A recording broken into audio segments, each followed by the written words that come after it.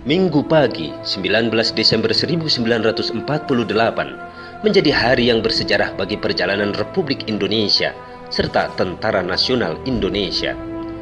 Belanda yang secara sepihak membatalkan perjanjian Renville melakukan serangan mendadak ke kota Yogyakarta. Setelah menerjunkan pasukan di Bandar Maguwo serta membombardir kota Yogyakarta secara membabi buta, Belanda mengultimatum para pemimpin RI untuk menyerahkan diri dan kembali mengakui kekuasaan kolonial.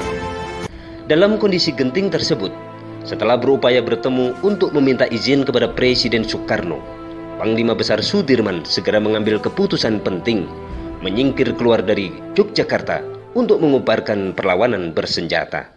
Dengan menggalang kekuatan rakyat semesta, Panglima Sudirman memimpin langsung perlawanan gerilya yang berlangsung selama 7 bulan. Setelah membakar berbagai dokumen penting agar tidak jatuh ke tangan Belanda, pukul 11.30 waktu Indonesia Barat, rombongan Panglima Sudirman meninggalkan rumah dinas beliau yang berada di Jalan Bintaran Wetan, Yogyakarta. Dari Yogyakarta, rombongan pasukan Panglima Sudirman terus bergerak dan berpindah dari satu tempat ke tempat lain melalui rute sejauh 1.009 km, melewati Bantul, Gunung Kidul, Wonogiri, Pacitan, Trenggalek, Tulung Agung, Kediri, Nganjuk, Madiun, Magetan, Ponorogo, Karanganyar, Sukoharjo, Surakarta, dan Klaten. Perlawanan bersenjata yang dilakukan Panglima Sudirman menjadi spirit serta lambang perjuangan rakyat Indonesia. Dengan tekad mempertahankan kemerdekaan Indonesia hingga titik darah penghabisan, episode perang gerilya yang dipimpin Panglima Sudirman menjadi tonggak sejarah penting dalam menjaga tetap tegaknya negara kesatuan Republik Indonesia. Peristiwa tersebut juga berperan dalam membentuk dasar-dasar identitas Tentara Nasional Indonesia. Lahir di Dukuh Rembang, Desa Bodas Karangjati, Purbalingga pada 24 Januari 1916, Sudirman adalah anak dari pasangan sederhana Karsid Kartawijaya dan Siem. Sejak kecil Sudirman diadopsi oleh pamannya, seorang camat setempat bernama Raden Cokro Sunaryo. Di bawah asuhan Cokro Sunaryo yang berlatar belakang Muhammadiyah, Sudirman mendapatkan pendidikan akademik dan agama dalam balutan tradisi Jawa yang kental. Pada usia 7 tahun, Sudirman terdaftar di Sekolah Pribumi atau HIS. Adapun sekolah menengah dijalani Sudirman di Sekolah Menengah Taman Siswa dan Sekolah Menengah Wirotomo. Di Wirotomo, Sudirman aktif di berbagai organisasi, termasuk ikut mendirikan cabang Hizbul Waton, sebuah organisasi kepanduan putra Muhammadiyah, serta menjadi pemimpin Hizbul Waton cabang Cilacap. Lulus dari Wirotomo, Sudirman sempat belajar selama 1 tahun di HIK atau Sekolah Guru Muhammadiyah di Surakarta. Pada tahun 1936, Sudirman kembali ke Cilacap dan mengajar di sebuah sekolah dasar Muhammadiyah. Pada tahun yang sama, Sudirman menikahi Alfiah, teman sekolahnya yang merupakan putri seorang pengusaha batik kaya bernama Raden Sastroatmojo. Meskipun bergaji kecil, Sudirman tetap mengajar dengan giat hingga kemudian diangkat menjadi kepala sekolah. Sudirman juga terus bergiat sebagai anggota kelompok pemuda Muhammadiyah. Pada tahun 1937, Sudirman terpilih sebagai ketua organisasi kepanduan Sekarisidenan Banyumas. Istri beliau Alfiah juga aktif dalam kegiatan kelompok putri Muhammadiyah Nasiyatul Aisyah. Karir militer Sudirman dimulai saat mengikuti pelatihan perwira pembela tanah air atau PETA yang diselenggarakan oleh Jepang pada tahun 1944 di Bogor. Sudirman kemudian diangkat sebagai Komandan Daidanjo atau Komandan Daidan setara batalion di Banyumas.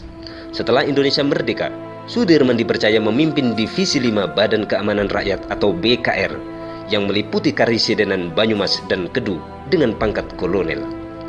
Pada 5 Oktober 1945, pemerintah Republik Indonesia mengeluarkan maklumat pembentukan tentara kebangsaan yang diberi nama Tentara Keamanan Rakyat atau TKR.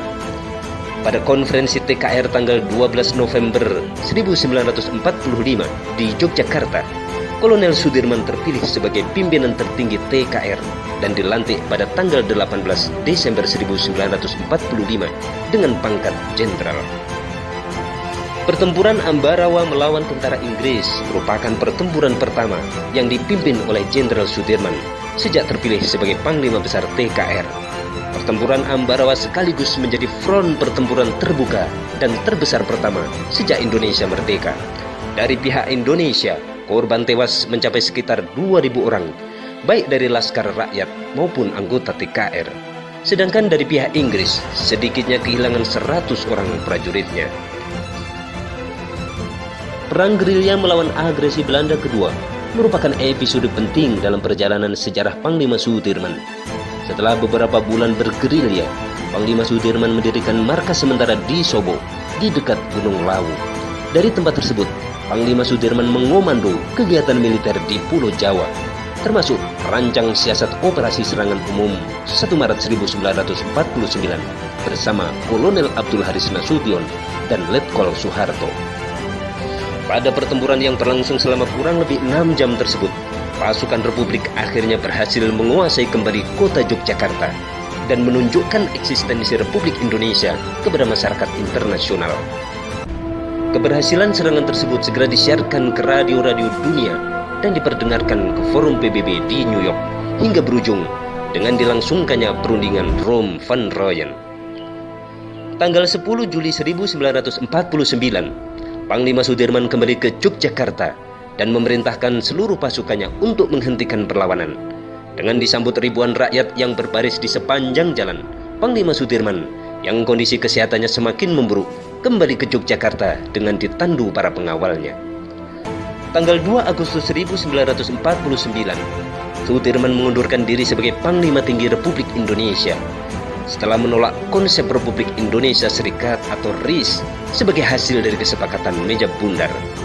Sudirman menganggap kesepakatan Meja Bundar sebagai suatu penyimpangan dari Undang-Undang Dasar Republik Indonesia tahun 1945.